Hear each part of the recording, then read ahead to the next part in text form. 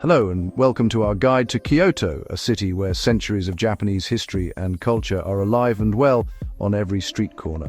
For over 1,000 years, this was the imperial capital of Japan, the home of emperors and shoguns, home to artists and monks. Today, it stands as a living museum. Ancient traditions blend with the vibrant pulse of modern life. This travel guide will help you navigate this incredible city, show the essential things to do, and share the local culture that makes Kyoto so captivating. Feel confident and inspired as you begin your own exploration. Our journey will take us through some of Kyoto's most iconic sites: serene Zen gardens, glittering golden pavilions, thousands of brilliant red torii gates, the former residence of powerful shoguns. Listen for nightingale floors, the bustling energy of a centuries-old market, sights, sounds, and smells. We've selected 7 remarkable locations: Kinkakuji, the Golden Pavilion, Kiyomisudera Temple, Nijo Castle, Fushimi Inari Taisha, Arashiyama Bamboo Grove, Nishiki Market, Kyoto International Manga Museum. Each stop is a chapter in Kyoto's story. Immerse yourself in a city that moves at its own graceful pace. Kyoto isn't a place to be rushed, it's to be savored. Watch the light filter through bamboo leaves, appreciate craftsmanship in a temple's wooden joinery. Enjoy a perfectly prepared bowl of matcha tea. Our aim is to give you the tools and confidence to experience Kyoto. So grab a cup of tea and get comfortable. Let's begin our adventure into the heart of old Japan. A city that promises to enchant and inspire you at every turn. Before we dive into our first location, let's cover a few practical details to help you plan your trip. Kyoto is a city for all seasons. Spring, late March to April, cherry blossoms. This is the busiest time of year. Autumn, October to November, fiery maple leaves. May and September, milder weather with fewer crowds. Getting around Kyoto is surprisingly straightforward. The subway network is simple to use. The city also has an extensive bus system. Buses are great for sites not on the subway. Consider a one-day bus or subway pass for packed sightseeing. Taxis are readily available but pricier. And don't forget the joy of walking. Explore Gion on foot. Walk the paths around Kiyomisudera. Many sites are active places of worship and hold deep cultural significance. You may see a chozuya, a water basin for purification. You might notice people bowing before passing through a torii gate or bowing at the main temple hall. You don't have to participate, but be mindful and quiet. Quick note on pace: don't try to see everything. The real magic often appears in quiet moments. Allow unplanned time to wander a narrow laneway. Step into a small, unassuming garden. Sit by the Kamo River and watch the world go by. Balance must-see sites with quiet discovery. Now, with those tips in mind, let's begin our journey at one of Kyoto's most dazzling and iconic landmarks. Our first stop takes us to the northern part of Kyoto, to a site that seems plucked from a dream. Kinkakuji, officially named Rokuonji, is more famously known as the Golden Pavilion, and when you see it, you'll understand why. The top 2 floors are completely covered in gold leaf, creating a spectacle that is simply breathtaking. The pavilion sits on the edge of a large pond, Kyokochi, the mirror pond. On a calm day, its perfect shimmering reflection fills the water. This is a postcard moment that truly lives up to the hype. The history is as fascinating as its appearance. The site began as a villa for a powerful statesman. In the late 14th century, it was purchased by Ashikaga Yoshimitsu. He wished it to become a Zen temple after his death. The structure you see is not the original. In 1950, the pavilion was burned to the ground by a young novice monk. The incident shocked the nation and inspired a famous novel. A faithful reconstruction was completed in 1955. Each of the 3 floors is built in a different architectural style. The first floor, Shinden style, feels natural and connected to the earth. The second floor, Buka style, is where the gold leaf begins. The top floor, Chinese Zen hall style, is fully gilded and topped by a golden phoenix. The blend of styles reflects courtly elegance, samurai power, and Zen philosophy. As you follow the path around the pond, the view changes with every step. The surrounding garden is a masterpiece of landscape design and is a National Special Historic Site and special place of scenic beauty. It's designed as a strolling garden, guiding your view with composed scenes. The golden pavilion, framed by rocks and manicured pine trees, evokes harmony between man-made and natural, a core Zen aesthetic. To make the most of your visit to Kinkaku-ji, a little planning goes a long way. The temple is one of Kyoto's most popular attractions, so it can get quite crowded, especially during the middle of the day. For the best experience, try to arrive right when it opens in the morning. At this time, the crowds are thinner, and the soft morning light often casts a beautiful glow on the golden facade. Alternatively, visiting late in the afternoon, just before closing time, can also be a magical experience. The warm golden hour light makes the pavilion shine with an incredible intensity, creating a truly unforgettable photographic opportunity. The entrance fee for Kinkaku-ji is quite reasonable, and your ticket is a unique souvenir in itself.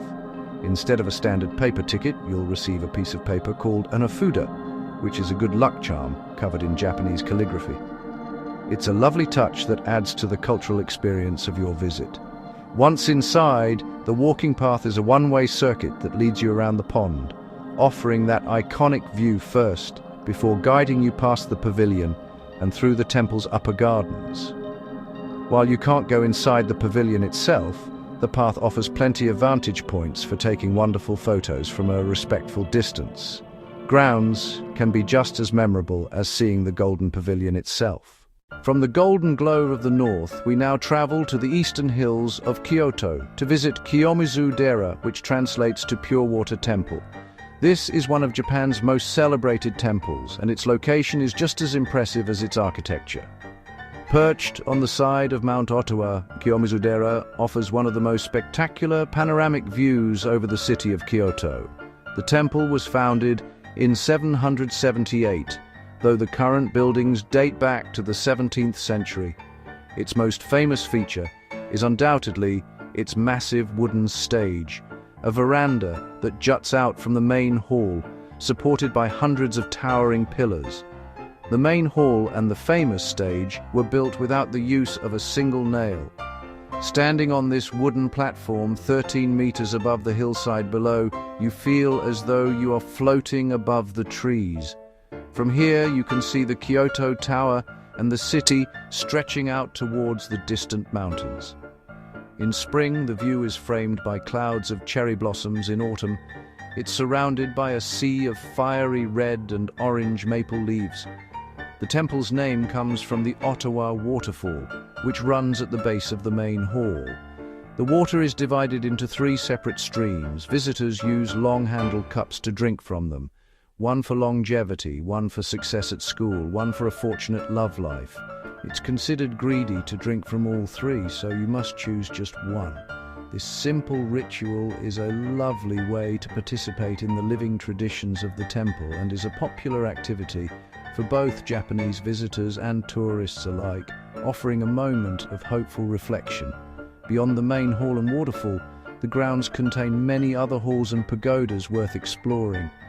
A short walk from the main stage is the Jishu Shrine, dedicated to the god of love and matchmaking. 2 large stones sit about 18 meters apart. If you can walk from one to the other with your eyes closed, legends say you'll find true love.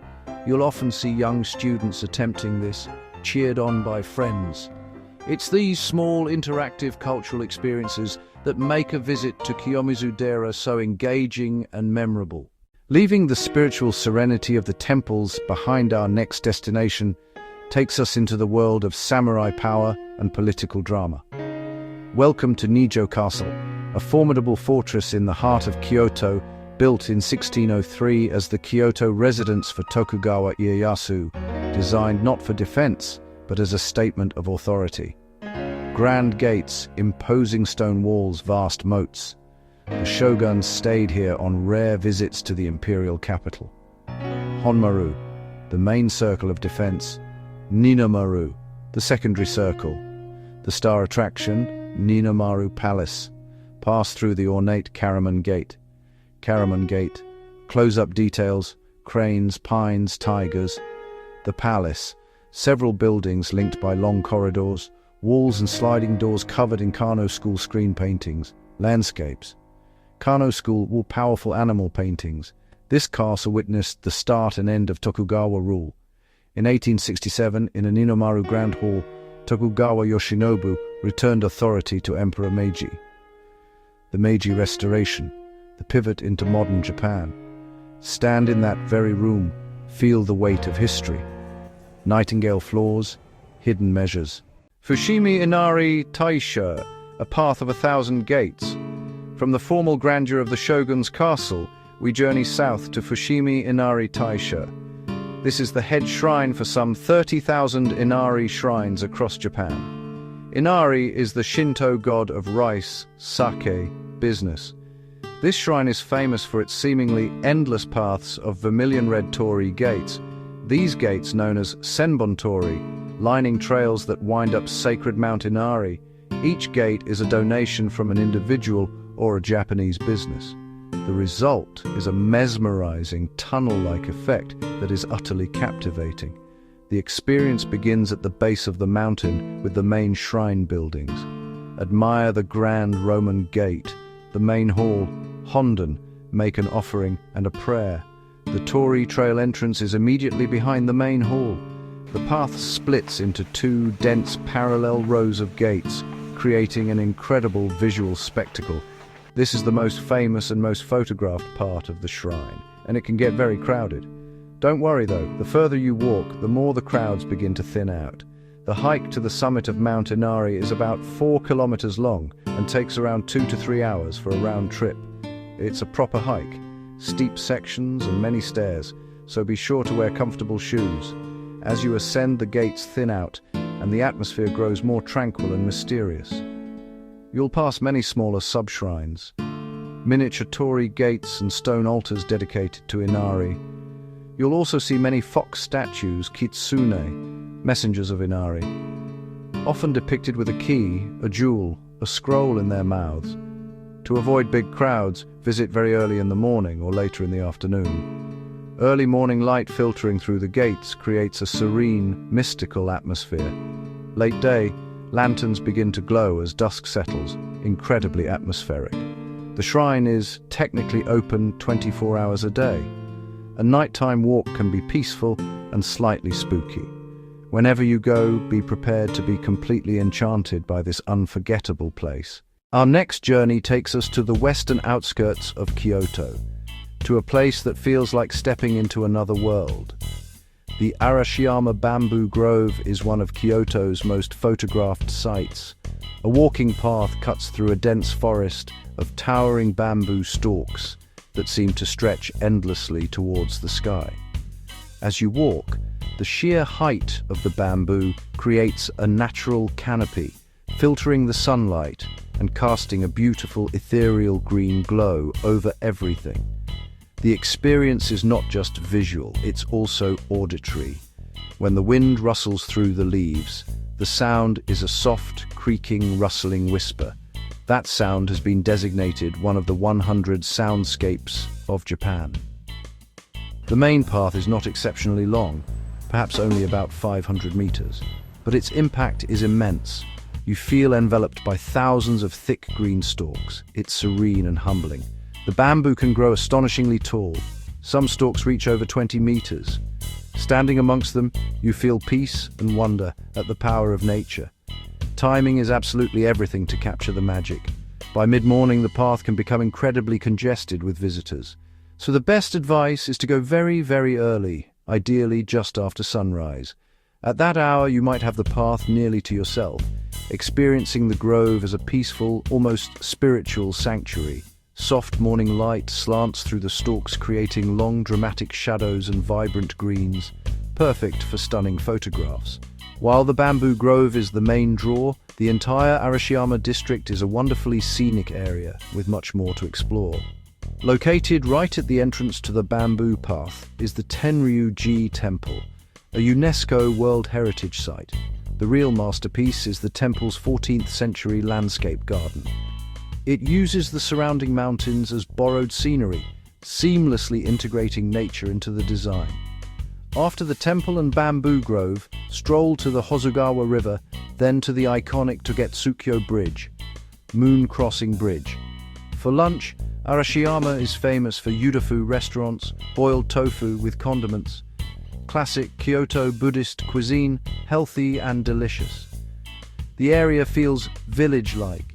Small shops, local crafts, grilled mochi, soft-serve ice cream, bamboo or tofu flavors. Prepare your senses for an explosion of sights, sounds and smells, known affectionately as Kyoto's Kitchen, a long, narrow shopping street, the city's culinary heart for over 400 years.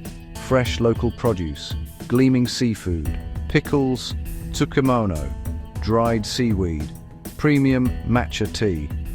Walking through Nishiki Market is an education in Japanese cuisine, local chefs and home cooks selecting ingredients. Walk slowly from one end to the other, vendors offering free samples. Etiquette, don't walk and eat. Vendors provide small standing areas to eat. Try tako tamago, freshly grilled eel on a skewer, warm soy milk donuts, various senbei, rice crackers in different flavors. The market is covered, perfect for a rainy day. For our final stop, we leap from the ancient and traditional to the vibrant world of modern Japanese culture. Housed in a former elementary school building, the museum is dedicated to preserving, studying and celebrating Japanese comics. It's not your typical quiet, hands-off museum. Instead, it's a lively, interactive space that functions like a giant library. Visitors are invited to sit down, relax, and get lost in the pages of their favorite stories. You'll see people of all ages, from young children to older adults, sprawled on floors or in comfy chairs, completely engrossed. While the majority are in Japanese, a dedicated section houses international and translated works. The permanent exhibition traces manga's evolution from 12th century picture scrolls to its status as a global phenomenon today. The museum also hosts regular events, workshops, and a live area where professional manga artists work. A visit here is a refreshing change of pace from temples and shrines, offering insight into a hugely influential side of Japanese culture, and a perfect final chapter in our exploration of this incredible city. As our journey through Kyoto comes to a close, we are left with a collage of unforgettable moments that paint a rich and vivid portrait of this incredible city. We began our exploration under the radiant glow of Kinkakuji. We then ascended to the magnificent wooden stage of Kiyomizu-dera, gazing out over a panoramic city view that shifted with the light of the day. From there we delved into the world of samurai and shoguns at Nijo Castle, where the nightingale floors whispered secrets of a feudal past. We then followed the mesmerizing, seemingly infinite path of Vermilion Gates at Fushimi Inari Taisha, a hike that led us to tranquil, moss-covered shrines high on the sacred mountain. Our adventure continued as we stepped into the otherworldly green light of the Arashiyama bamboo grove, a place where the sound of the wind through the towering stalks created a natural symphony of peace. We then dove headfirst into the vibrant, bustling heart of Kyoto's culinary scene at Nishiki Market, a sensory feast where 400 years of tradition can be tasted in every delicious bite. Finally, we celebrated a more modern, yet equally significant aspect of Japanese culture at the International Manga Museum, a lively hub of creativity and storytelling that connects with a global audience. These experiences showcase Kyoto's remarkable ability to gracefully balance serene nature with bustling city life, and ancient tradition with modern innovation. The true magic of Kyoto is found not only in these famous landmarks, but also in the quiet moments in between. Sipping matcha in a hidden tea garden, watching a geiko gracefully cross a bridge in Gion, or simply getting lost in a labyrinth of narrow residential streets. We hope this journey has sparked your curiosity, and shown you the diverse tapestry of experiences that await, from the sacred silence of a Zen garden to the vibrant energy of a modern cultural institution. Embrace a slower pace to notice small details, the intricate design of a temple roof, the careful arrangement of a garden, the warm smile of a shopkeeper. These moments enrich your travel and forge a lasting connection with this special place. Kyoto invites you to feel its beauty. It rewards patience and quiet contemplation. Thank you for joining us on this journey. We now extend a warm invitation to discover Kyoto's timeless magic for yourself. May your travels be safe, your discoveries plentiful, your memories cherished.